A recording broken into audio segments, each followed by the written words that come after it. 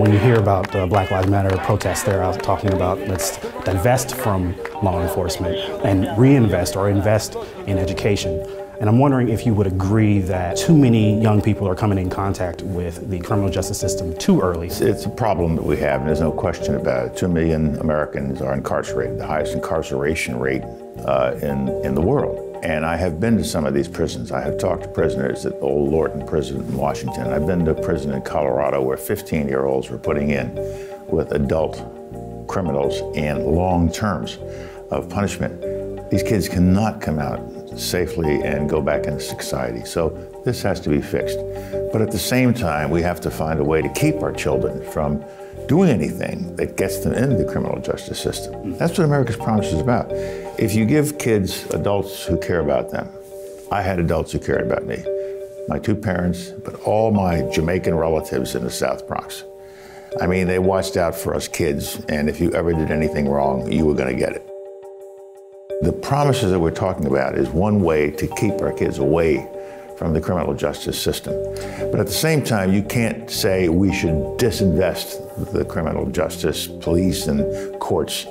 They're there not just to protect white folks, they're there to protect black folks as well. And you tell a black community leader that we're not gonna, the police aren't gonna be around. Whoa, wait a minute.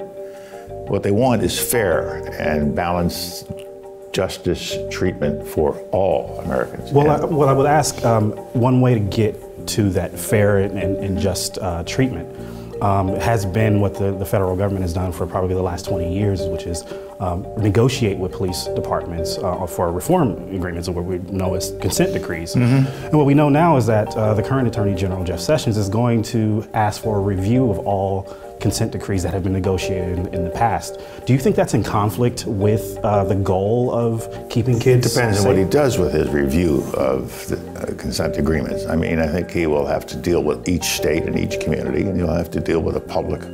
They'll be watching this very, very closely. So it's too early to make a judgment on what Judge Sessions might do, or Attorney General Sessions might do. So let's just watch very carefully. And if people think that what he is doing is inconsistent with what we need to be doing, then I hope we will speak out. I hope Congress will play a more significant role. I worry more about Congress than I do the cabinet or individual cabinet members.